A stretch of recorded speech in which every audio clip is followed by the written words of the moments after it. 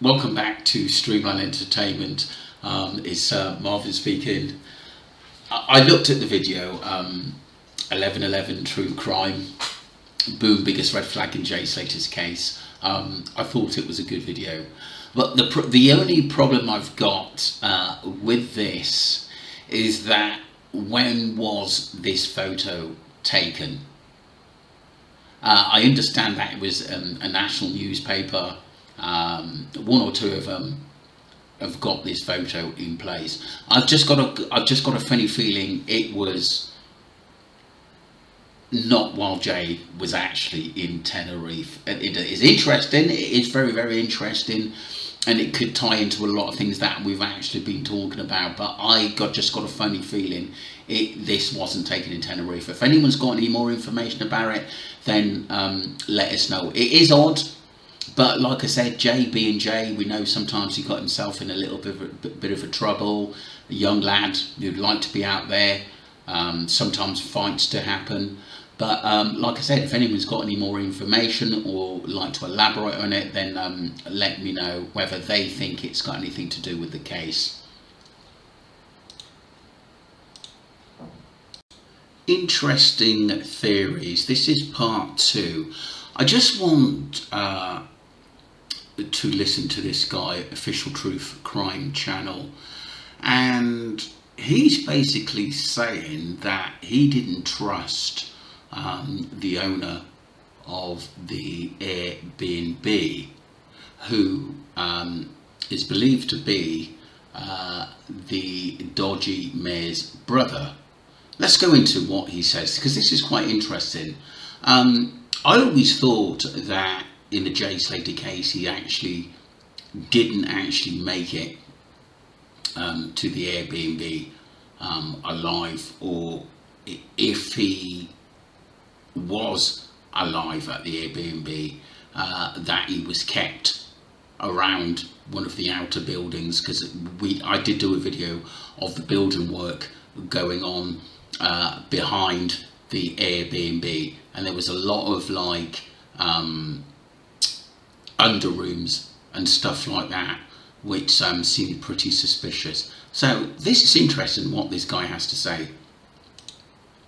Unrealistic, borderline fantasy / just a pile of rubbish. So this is my ultimate review of everything, given that I used to work in Tenerife. I used to be a salesman back in '99 between Cristianos and Las Vegas, and it was a shit all then, and it is, as opposed to now, and it's probably worse now. But I've been back for years. I don't want to go back.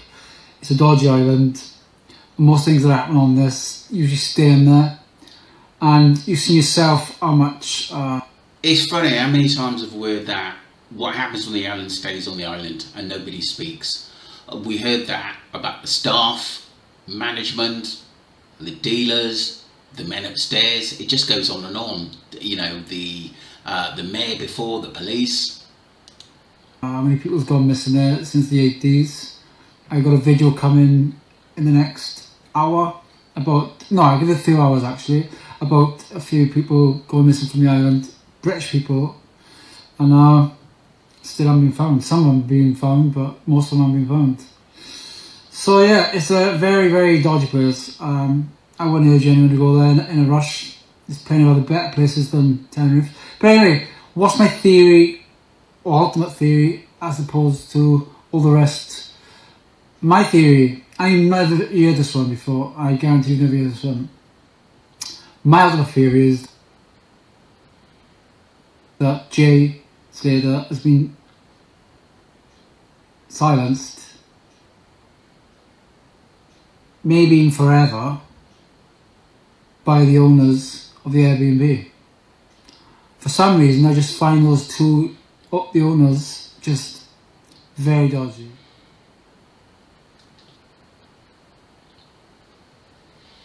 Just a lot of stuff's been happening. They've had cleaners in.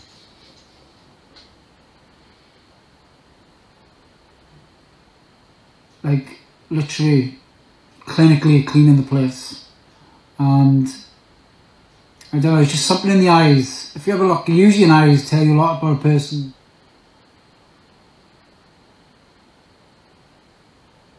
if you have a look at the eyes of the owner, very dodgy.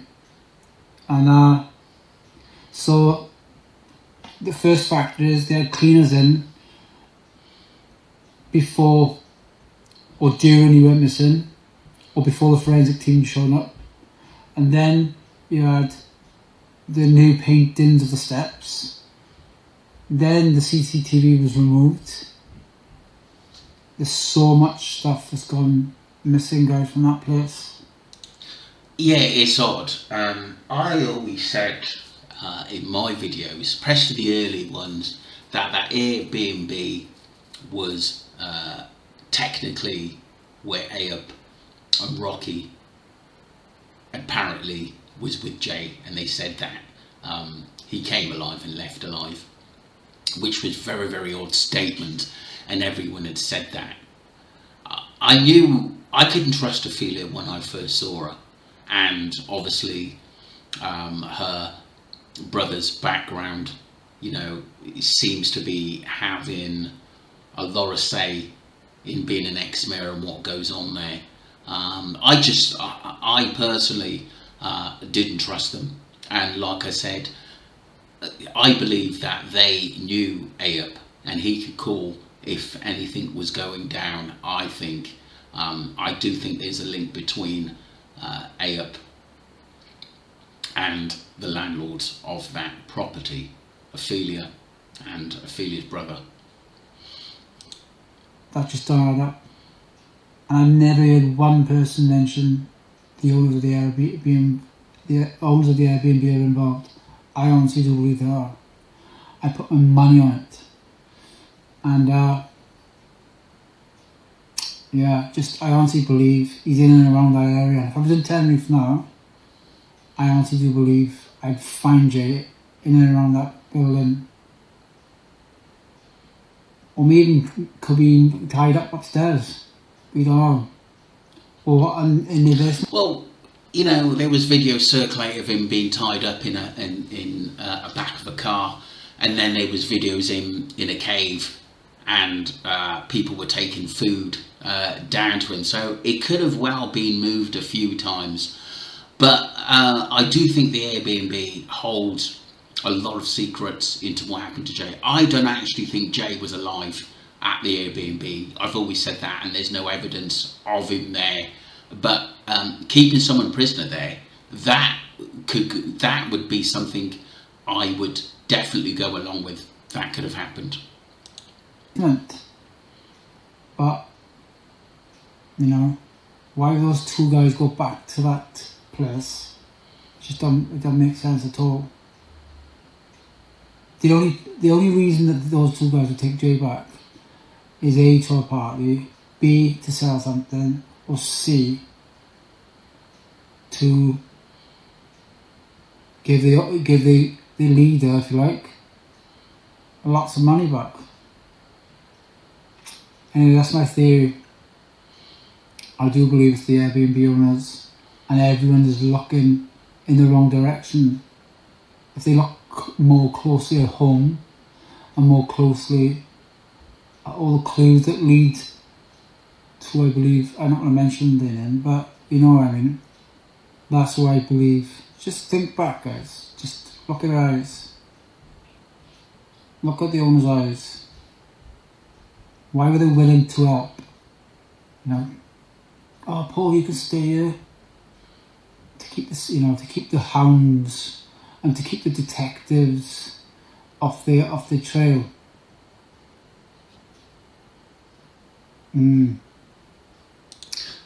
Yeah, that was brilliant. I thought that was a brilliant analysis of what he thinks, what happened, and I do go along with him on some of the things he said. I don't trust Ophelia. I didn't trust Ayub. I didn't trust Lucy's story. I didn't trust Brad's story. Brandon didn't say a lot. So there's a possibility that Ayub knows Ophelia and Ophelia's brother. And it's believed that someone did send me some information that Ayub may know Ophelia's son, who was in the clubbing industry. I don't know how true that is, but I definitely think they're linked. Let me know what you think, because that's an interesting subject. And a lot of people stay in the Airbnb, being clean, spotless.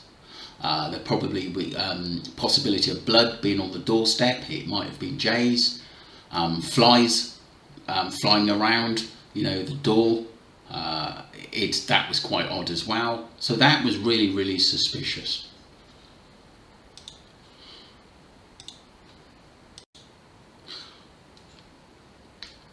Move on to part 3, Chris Pennington. I received a message by somebody, but I'm just going to read it out. And it said, "Why would Mr. Tenerife Chris lead the cops to Jay's body?" I guess this person is asking, how did Chris know where the body was? Did he get a tip off? I don't know, but that's what seems like the question. Surely that places him in as the primary suspect. He alludes to pirates and waving down passing boats from the rural de Tenno Park Ravine beach, which we know is accessible from the beach up. And then he goes on to say, what if he knew where to find the body because he helped carry him there? And Paul Arnott filmed the noise the previous night. And he says the sea looked closer than it really is, claiming it was 10 kms in direct line with Masca, when on Google Earth nowhere is further than 3 kms. He talks about location in terms of left and right, not north, south, east and west, and about snipping and expert tracking skills. This guy is a loser and a narcissist, and IMO, very likely much worse.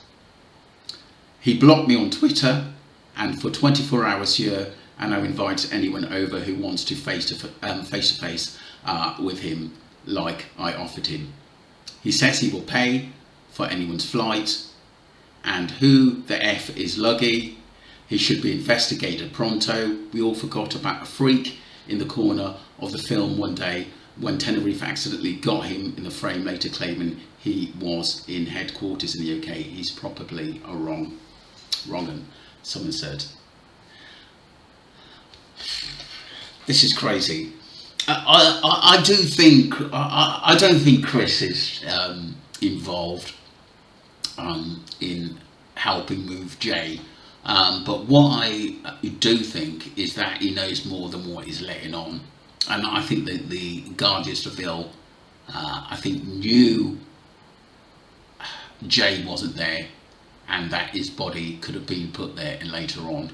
And I think Chris knew that, but he can't very well say it. I respect Chris for, I'm not knocking him, but I think there are a lot of questions out there about Chris Pennington at the moment, and why is he making so many videos, and his narrative is always the same. Yes, he was out there, he lives out there, but I think people are actually thinking something different about him now, and I don't think it's good. I'm just going to move on to this short video. I forgot to say on my last video that I came across Chris Tenerife's video last night, and I don't know if it was just me, but did anybody notice that he was very edgy? Like, if you're watching his video, he's like this, like, and he seems very uncomfortable. Like, when you're looking at his body language, it's a bit like... I do think he's got something to hide. I do think he knows a lot more when Jay was found, and possibly who it involves. I think he does know, but I guess sometimes when things are playing on your mind, you act differently. It doesn't look like when I'm speaking on a video, like, he looks like he doesn't really want to be there, but he's doing it out of the goodness of his heart for the family and to help find Jay. I just don't know. I feel like he knows more than what we do, and there's certain things he's not allowed to say. It was just funny how he disappeared off the face of the earth and all of a sudden like jumped back on and just said, sorry, I've not been here for a while. Just doesn't add up. I think I think he's had a lot to deal with, Chris, and sometimes in a high-profile case like this, you have to go quiet, and he's had a lot of things to think about. But he's been making a lot of videos, and some of the stuff he says don't add up, and it's actually making people think: was he involved, or does he know more? I don't think he was involved in Jay going missing, but what I do think, he knows a lot more, and he's not allowed to speak because the Guardia Civil and other high-profile people have told him not to. Or does he know, has he been warned by the mafia not to say anything, and maybe he knows who took Jay and the full story? Who knows? Let me know what you think, and don't forget to subscribe to Streamer Entertainment. Thank you.